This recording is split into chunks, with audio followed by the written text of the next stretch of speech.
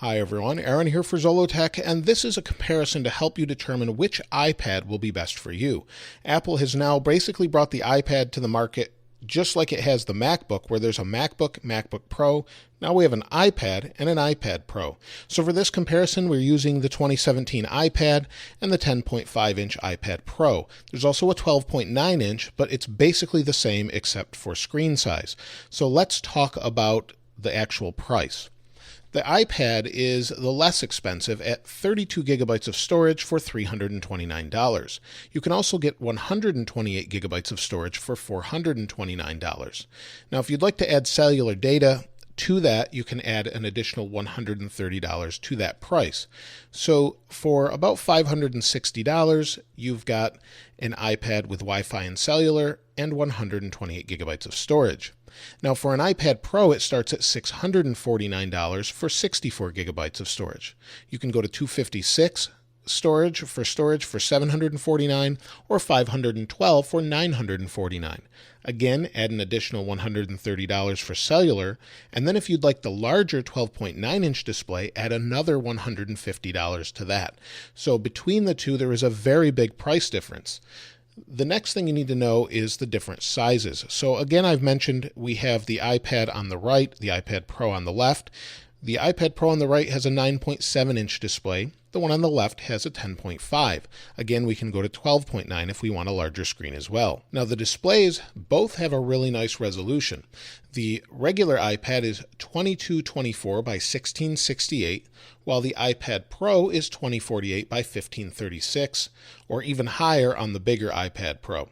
Now both of them, though, have a similar 264 pixel per inch as far as its resolution and quality. So you're really not going to see any pixels on either display, and they both look really good.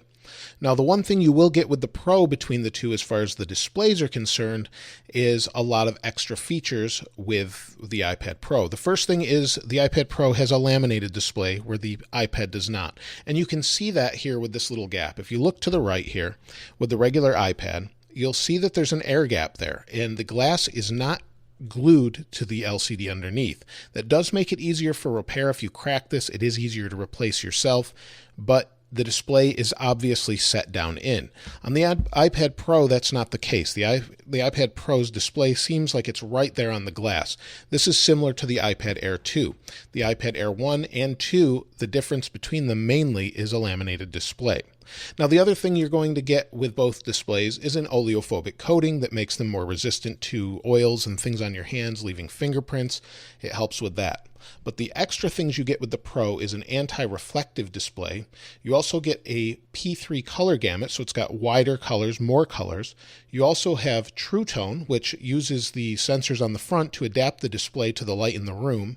In addition to that, you have Apple's ProMotion, which is faster. And I did a separate video on that to hopefully show you that, and I'll link that here so you can see that.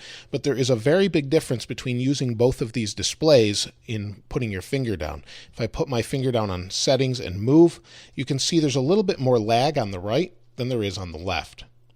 So the lag is noticeable when you have them side by side and you're using them in a room, and you're using the pencil as well with the iPad Pro. Now the overall design, the iPad is reminiscent of the iPad Air 1, and what you have here is a 9.7-inch display, your Touch ID on the back.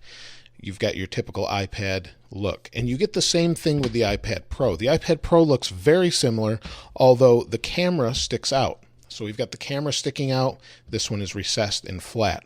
Both of these devices weigh exactly the same, though, at 1.03 pounds or 1.05 pounds if they have the cellular antennas in them. That's between the 9.7 and the 10.5. The 12.9 is a little bit heavier. Both of them have a lightning connector at the bottom. They also have two speakers at the bottom, but the iPad Pro adds two additional speakers at the top. You also have a headphone jack on both, which is nice. You have that on the top of both devices, and you have microphones and various things there as well. Now on the iPad Pro, you do get the additional smart connector on the bottom that allows you to connect to accessories from Apple and Logitech and some other manufacturers that help you charge or use keyboards without using any additional batteries for power. So that part's nice as well. Now let's talk about the cameras briefly. And the one thing you need to know is that the iPad Pro camera is the same as the iPhone 7. So what you get is a really nice camera in the iPad Pro if you're going to take pictures or video with it. So what you'll get here is a 13 megapixel camera that can take 4K video and has a True Tone 4 LED flash. You have no flash here, and you have a lower resolution 8 megapixel camera with an f2.4 lens on it that only will take 1080p video. So 4K video, 1080p video, better pictures, and optical image stabilization as well. But it does stick out, so you need to know that as well. As for speed between both of these, this is where it gets a little bit different. You do have a much faster processor in the iPad Pro than the iPad. The iPad has an A9 and M9 coprocessor within it. The iPad Pro has an A10X and an M10 coprocessor within it. And those differences are going to be noticeable when you're running multiple apps. So if I go into, or very intensive apps, but let's take a look at the benchmark first. I've run this on both of them, and you'll see that they're very different. The iPad has 2527 for single core versus 3859 and 9266 versus 4309. So there's a very big difference, almost double the performance in the iPad Pro when it comes to doing regular tasks. You can see it says 1 processor 3 cores, 1 processor 2 cores. We also have 4 gigabytes of RAM in the iPad Pro. So aside from the storage and those sorts of differences and the display difference, which is very big, the real question is, how is it in everyday use? So that comes down to apps. So let's open a game. We'll open up The Room 3. Here it is. Now both of these have been closed. They're not running. In fact, let me just close almost everything here. Now the Room 3 on both of these devices is not running, so let's take a look at the differences in speed. So on the count of 3, 1, 2, 3, we'll load both of them and see how they come up in load as far as speed goes. So very close. Let's sign in here. They're running okay. Let's hit continue.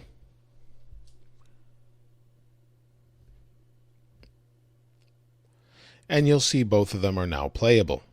Now the frame rate, I don't know that you can see this, but I can see this with my own eyes, is on the iPad Pro, the display looks much nicer and the touch responsiveness is better.